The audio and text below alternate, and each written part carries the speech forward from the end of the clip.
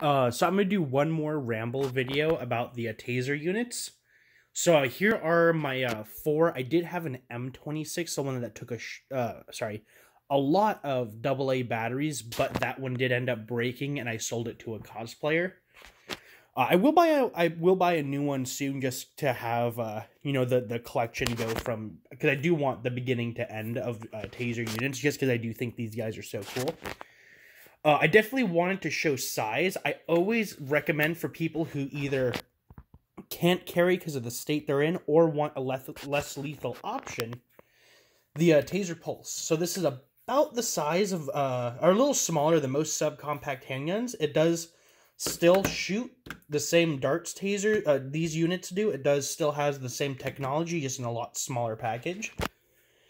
So here's my, this is the one that I carry the most, if I'm doing any security work, just because it's this bright yellow. It's very obviously not a gun, and then, my handgun on the other hip. So this unit does have, so I do have the extension, and you could see my older X26, I have just the plain battery grip in it, so you just get that. And all this is a little plastic piece that lets you hold an extra cartridge. The X26s you can find for fantastic deals. This one I picked up for $200, I think. This one I picked up for $800, but it did come with a bunch of accessories and it was brand new. The X2 is definitely the biggest of the ones I own. There is an X3, and I will track one down one day. That is the X12 are my two holy grails. I gave up on the Taser Shockwave. I'm just going to have one 3D printed out for me. What was it? Oh yeah, concealed carry. So, the Taser Pulses, as you can see, are definitely the smallest. You can get them in clear, you can get them in yellow, and like this teal blue. I say the clear and the yellow are definitely going to be the two best. And the one holster I can wholeheartedly recommend is the sticky holster for the Taser Pulse. The plastic ones are okay, but I've found them a little snug. Excuse me. I found them a little snug when drawing. This guy, because it's so light. Like, okay, so I won't recommend sticky holsters for actual EDC of a firearm just because of the weight. For the Taser Pulse, on the other hand, I think it's perfect. I've loved it so far. Because I usually carry a lethal, a less lethal, and OC spray. So I usually have three different, or I'll leave, like when I'm driving, I'll have three options, but when my handgun's usually the go-to, and I think handguns are definitely key. Before I know the comments are going to be pretty hateful on that, but who am I kidding? I don't get comments. But yeah, handguns are definitely key. Training is definitely key. If you do buy a Pulse, buy extra cartridges. If you buy any Taser unit, buy extra cartridges.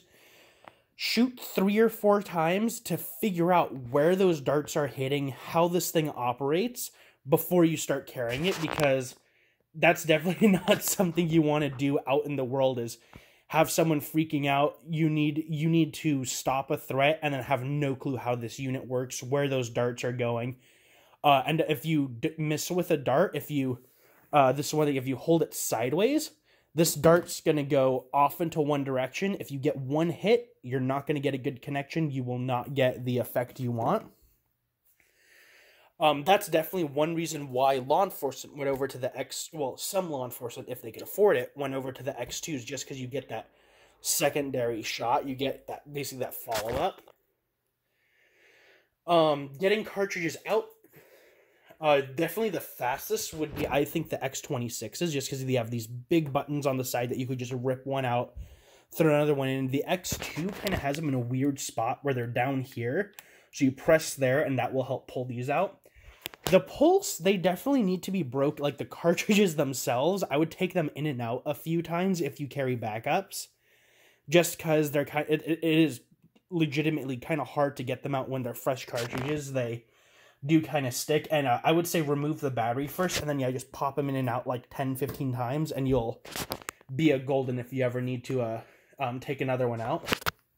The X26s and the ones that use this style are definitely the fastest, and again, These guys you can find for great deals. You can find the older M26s that take AA's, not Axon's,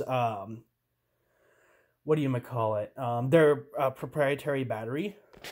Those ones, these ones are definitely getting harder to find. I have to buy only used stock ones. So I do have a small drawer with like 15 fully charged with the little safety tape on them of these batteries. And I keep I keep them in a small like part. I keep them in the back of the fridge to just keep them cold, so that they will last longer. But eventually the supply will dry up on these guys, and you won't be able to use them. I mean, years and years down the road, but still, just think about that. The older M26s do take AA's, so if longevity is something you want, I would go with an M26 or the Pulse, because this is their newest civilian line. You can still find these cartridges. You can find these batteries. They are so expensive. I don't even carry it because of how expensive. Like, if I had to shoot someone with a taser or with my X2, I would be just very, very mad because of how... I mean, it's $120 for this cartridge bay to put doing. They're like $60 a piece. Oh, my phone's about to...